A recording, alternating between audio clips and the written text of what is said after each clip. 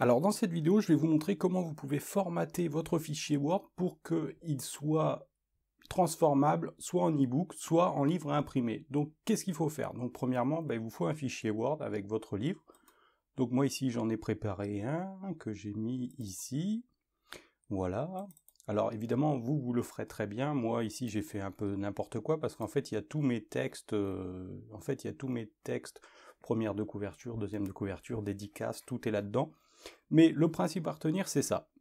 Pour que votre fichier Word soit transformable en e-book, la chose à faire, c'est premièrement donc d'avoir pour chaque chapitre des titres H1. Donc vous pouvez en fait créer des titres H1 très simplement dans Word, enfin des titres 1, pardon. J'ai l'habitude avec le blog de dire titre H1. Des titres 1, donc vous faites titre, ici vous écrivez donc votre titre et vous faites titre 1. Ok? Donc ça, très facile. Et éventuellement, ces titres 1 peuvent avoir des sous-titres, donc qui s'appellent des titres 2. Ok? Donc là, c'est pareil, vous faites titre 2. Vous pouvez éventuellement aussi mettre des titres 3, ici. On va le faire, titre 3, mais ils ne seront pas visibles en fait dans la table des matières.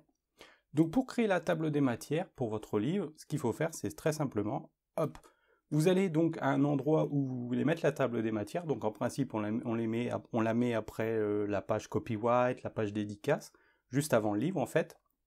Donc comment on fait?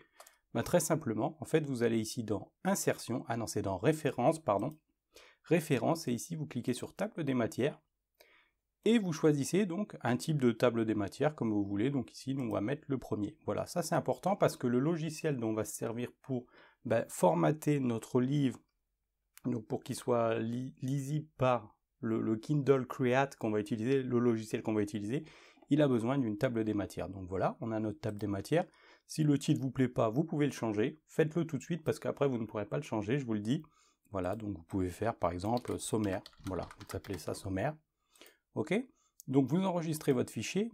Ensuite, donc vous allez avoir besoin du logiciel Kindle Create. Donc pour accéder à ce logiciel, donc c'est tout nouveau, hein, ça date de quelques semaines. Donc, on tape Kindle Create, voilà, hop, dans Google, hein. Donc vous cliquez sur le premier, et vous allez accéder à un site, voilà, qui va vous permettre, en fait, de télécharger, donc, pour PC, soit pour Mac. Ce Kindle Create va vous permettre, donc, de formater votre livre, donc, pour les e-books, pour l'impression aussi, vous allez voir, je vais vous montrer comment ça marche, pour vos BD, ça marche aussi pour les BD. Donc voilà, c'est ce qu'il faut retenir. Kindle Create permet donc de créer des e-books classiques et des BD. Voilà, dans lequel vous allez dans les e-books classiques, vous allez aussi pouvoir y mettre des images. Donc pas d'inquiétude si vous avez des images. Donc on clique sur télécharger, on le télécharge. Donc ici je vais annuler parce que moi je l'ai déjà. Voilà, donc on enregistre. Une fois qu'on l'a, on fait un double clic dessus. Voilà, donc vous avez probablement déjà installé des logiciels, j'imagine. Donc après vous avez ça donc dans votre fichier de téléchargement, vous faites double clic dessus, et c'est parti, ça fonctionne tout seul. Donc moi, étant donné qu'il est déjà installé, hop, je vais directement aller dessus. Voilà, donc Kindle Create, vous aurez un raccourci sur le bureau, vous, après l'avoir installé. Vous allez voir, c'est très facile, mais en même temps c'est un peu limité, mais bon, pour ce que vous pouvez avoir à faire avec votre livre, ça peut être sympa. Donc comment ça marche? Bon, on clique sur création, et là on peut faire deux choses. Soit on va ouvrir un fichier existant, donc les fichiers existants qui sont au format KCB, voilà. Donc vous n'en avez pas en principe si vous venez juste de faire votre livre. Et vous pouvez aussi sélectionner un fichier Word, donc c'est ce qu'on va faire. Ah, je vous ai pas dit, alors ici il faut que je fasse nouveau, parce que moi, comme j'en ai déjà un, ça marche pas. Voilà. Donc au fichier .doc ou .docx, donc si vous n'avez pas Word, ce que vous pouvez faire, c'est faire la même chose avec, par exemple, LibreOffice, voilà, qui propose les mêmes options. Vous avez donc, ah oui, je vous ai pas dit, vous avez plusieurs formats sélectionnables. Donc le format réajustable, donc ça va être pour les e-books classiques.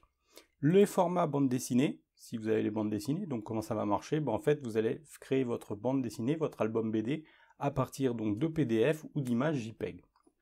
Voilà, et puis là vous avez, si vous créez des brochures ou des choses comme ça, nous on va simplement s'intéresser au format réajustable et on va choisir donc un fichier .doc, .docx.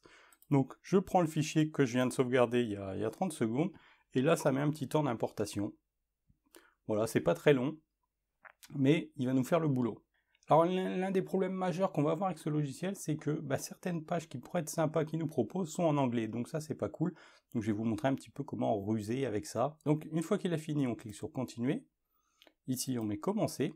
Voilà, et là il va nous proposer en fait, hop, des titres de chapitres suggérés. Donc si on a bien fait notre table des matières, si on a bien mis nos titres H1, H2, normalement tout est impeccable et on a juste à accepter la sélection. Éventuellement si on veut retirer des titres, eh bien on déclique.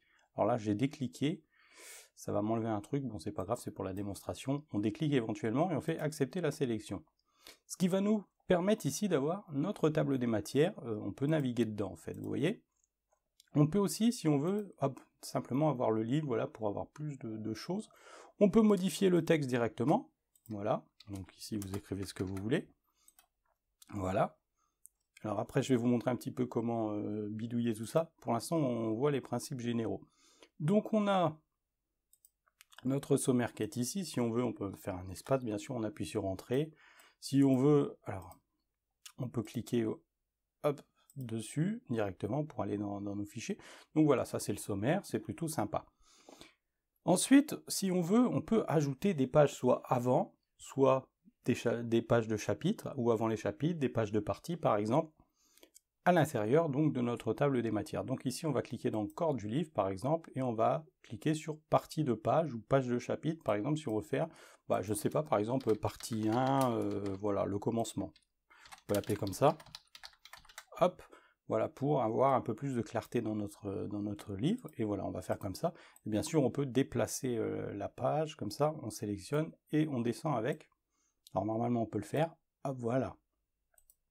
Et on peut la personnaliser. Alors le problème c'est, comme vous voyez, c'est pas très joli, donc moi ce que je vous conseille plutôt, ça va être de fourrer une page classique et de la personnaliser vous-même, parce que sinon ça vous fait, vous voyez, ce fond gris là, c'est pas très joli. Et niveau modification, si on clique là, en fait il n'y a rien, on peut juste simplement mettre une image.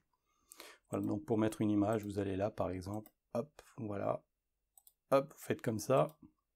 Voilà, comme vous voyez, c'est vraiment pas très joli, donc ça on oublie, on fait clic droit et on peut supprimer la sélection. Par contre, donc, ce qu'on peut faire, c'est donc ajouter une page de chapitre. Donc on fait une page classique, on met ce qu'on veut dessus, hein. Donc par exemple, vous pouvez faire partie 1, voilà, le commencement, voilà. C'est ce que je vous disais, le mieux c'est de faire comme ça. Et là, par contre, vous pouvez utiliser donc des éléments de mise en forme. Donc, par exemple, hop, ici, vous pouvez, alors je vous fais comme ça au pif, hein, bon, vous pouvez transformer ça en une citation introductive. Et vous pouvez, si vous voulez, cliquer donc sur la mise en forme, et là, vous allez le centrer. Voilà, voilà. Vous pouvez changer, bien sûr, la taille du texte. Voilà, donc ce que vous avez dans votre éditeur classique, hein, vous pouvez changer la couleur. Donc ce que je vous montre, c'est des choses que vous pouvez appliquer sur n'importe quel texte, hein, autant les paragraphes que les choses, que les titres. Donc par exemple, je sais que c'est une chose que les gens me demandent souvent, comment on fait par exemple ici un alinéa sur le premier paragraphe? Eh bien, on va ici cliquer sur retrait, voilà, parce qu'en fait, il vous supprime la mise en forme hein, quand vous utilisez ce logiciel. Je vous expliquerai après pourquoi. Donc, ce que vous pouvez faire, c'est créer ici un retrait, donc hop, ici. Et on peut aussi, si on veut, hein, si on est un peu enthousiaste, on peut par exemple décaler complètement notre texte, notre paragraphe, pardon. Alors, c'est pas ce bouton-là, excusez-moi, c'est celui-ci. Voilà, si on est un peu enthousiaste. Éventuellement, on peut aussi, si on veut, capitaliser la première lettre de notre paragraphe. Donc ici, on va aller hop, dans... Il faut que je le trouve, hein, c'est toujours écrit en plus petit, appliquer une lettrine, voilà. Et on peut aller jusque les 3 premières lettres, voilà, qui sont en lettrine, éventuellement. Et on peut, si on veut, réduire la taille de la lettrine, voilà, ou l'agrandir. Bon, après, c'est à vous de voir, hein. Voilà, donc ça c'est pour faire joli, c'est traditionnel dans l'édition, on ne veut pas dire que ça serve à grand chose en fait. On peut aussi gérer l'espacement voilà, de notre texte, voilà. Donc ça c'est pour la mise en forme, donc très classique. Alors pourquoi je vous disais que en fait la mise en forme, on allait laisser un peu ça de côté pour l'instant, c'est parce qu'en fait vous avez, donc je vous ai montré hein, la possibilité d'ajouter des éléments, donc là par exemple hop, des séparateurs, on peut... Voilà, alors si vous faites une bêtise, vous recliquez en arrière, ici, hop, la petite flèche annulée, comme sur votre Word classique en fait, hein, tout simplement. Donc on a ces blocs, on a aussi par exemple ici, hop, si on veut faire un titre de chapitre, on fait ça, alors là ça va ressembler à n'importe quoi, un sous-titre, Et éventuellement, on a une option pour pas s'embêter à faire ce que je vous ai montré, la lettrine, vous faites hop, premier paragraphe de chapitre, comme ça, hop, voilà, ça va plus vite, vous vous embêtez pas.